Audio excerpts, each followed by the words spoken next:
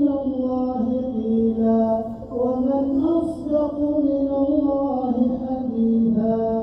لا إله إلا الله المتوحد في الجلال بكمال الجمال تعظيما وتكبيرا، المتفرد بتصريف الأحوال على التفصيل والإجمال تقديرا وتدبيرا، المتعالي بعظمته ومجده الذي نزل الفرقان على عبده ليكون للعالمين نذيرا.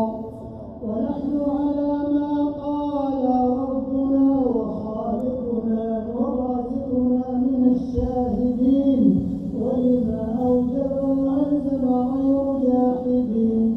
والحمد لله رب العالمين، والحمد لله رب العالمين. وصلوات الله وسلامه على خاتم النبيين وعلى آله الطيبين الطاهرين وزوجاته أمهات المؤمنين والتابعين ومن تبعهم بإحسان إلى يوم الدين. اللهم لك الحمد على نعمك العظيمة وآلائك الجسيمة، حيث أنزلت إلينا خير كتبك وأرسلت إلينا خير رسلك وشرعت لنا أفضل شرائع دينك وهديتنا لمعالم دينك الذي ليس به التباس، وجعلتنا من خير أمة أخرجت للناس.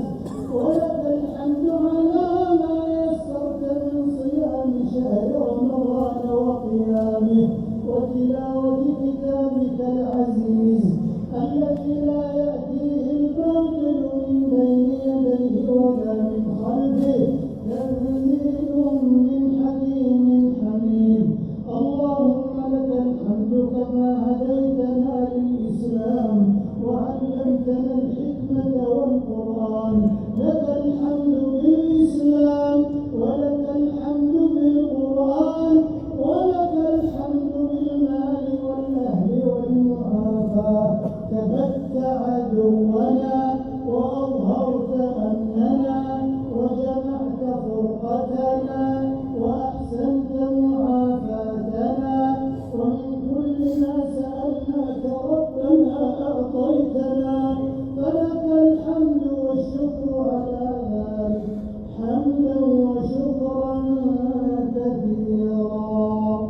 اللهم إنا عبيدك بنو عبيدك بنو إمائك نواصينا بيدك، ماض فينا حكمك عدل فينا قضاؤك.